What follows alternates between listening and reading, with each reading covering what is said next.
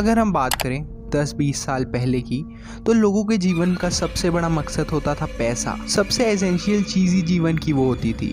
But जैसे जैसे generation आगे जाता जा रहा है, अगर हम आज की जनरेशन की बात करें तो मुझे नहीं लगता पैसा ही सब कुछ है। उनके लिए फेम भी एक बहुत ही एसेंशियल चीज़ है जीने के लिए। एंड आई एम श्योर कि मैं गलत तो नहीं, क्योंकि बीच रात 12 बजे भी अगर मैं किसी बंदे को जगा कर पूछूं या बंदी को जगा कर पूछूं कि भाई तुम्हारे लिए सबसे ज़्यादा एसेंशियल क्या है, वो फेम और मनी दोनों की तरफ एम करेंगे। एंड यह पैसा और फेम बहुत ही ज़्यादा मुश्किल से मिलता है, उसका बस एक ही रास्ता है, स्ट्रगल। बट अगर हम अनएथिकल वे से जाएं तो पैसा तो बहुत सारे तरीक़ों से कमा सकते हो। बट अगर हम बात करें फेम विथ मनी की, तो फिर उसका भी एक अनएथिकल वे है जिसके बारे में मैं इस वीडियो में आपसे डिस्कस करूंगा। बट वो जो रास्ता है वो बहुत ज़्यादा वर्स हो सकता है। वीडियो को एंड तक देखना, सारी चीज़ें डिस्कस करूंगा, आपको बताऊंगा कि क्या क्या मांजरा है, क्या क्या चक्कर है। तुम चैनल को सब्सक्राइब कर देना और इसका पार्ट 2 भी आ सकता है शायद। चलो वीडियो स्टार्ट करते हैं।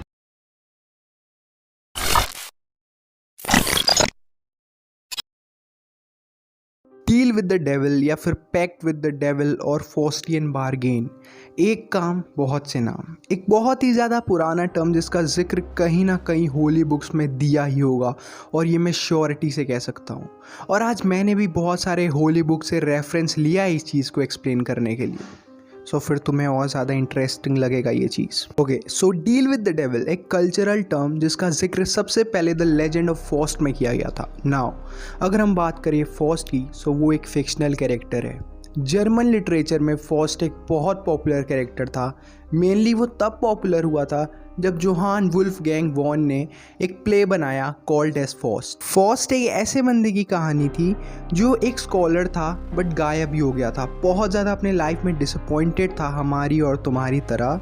और वो बंदा एक दिन उसने सोचा कि मैं अपना सोल डेविल से बेच दूंगा और उसके बदले अनलिमिटेड नॉलेज ले लूँगा, और ठीक उसने वैसा ही किया।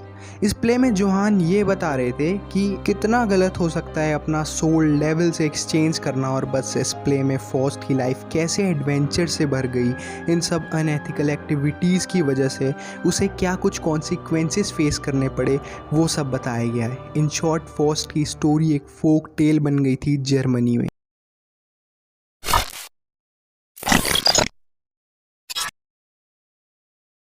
वेल गाइस, मैंने आपको ऊपर से जितनी भी चीज़ें हो सकती हैं बैक स्टोरी वो सब बता दिया हो अच्छे से। नाउ लेट्स टॉक अबाउट जो लोग बड़े बड़े सेलिब्रिटीज़, बड़े बड़े पर्सनैलिटीज़ हैं, उन्होंने किस प्रोसेस को फॉलो करके डील विद द डेविल करा था। मतलब सारे बड़े पर्सनैलिटीज़ नहीं करते, बट कुछ कुछ जो इतिहास में भी दर्ज हैं उनके नाम। अच्छा, एक और बात, उस टॉपिक को स्टार्ट करने से पहले ये बता दो कि फैक्ट कुछ भी नहीं है।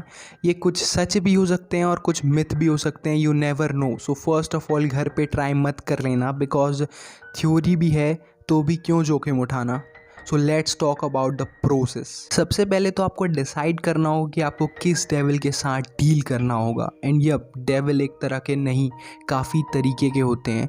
जो पुराने डीमोनोलॉजिस्ट थे उन्होंने ये बताया था कि लाखों डीमंस लाइन में वेट करते हैं कि मुझे किसके सोल पे रूल करने का मौका मिलेगा। तो ये तो मत सोचना कि एक ही डेविल है, बहुत सारे ऑप्शंस होते हैं। वेल, अब आते हैं कुछ अच्छे और मेन टॉपिक पे कि how to summon a demon. सबसे पहले आप बहुत सारी पुरानी बुक्स, माइथोलॉजी वाली, किसी लाइब्रेरी की, किसी कर्स बुक पे जाकर डीमन को समन कर सकते हो, बट बहुत ज़्यादा टाइम वेस्ट हो जाएगा। It's not easy. कोई स्पेसिफिक मेंशन नहीं है कि आपको किस जगह पर और कहाँ पर वैसे बुक्स मिलेंगे। But wait, a book called the dictionary of demons by Michelle Belanger, and this book will help you a lot.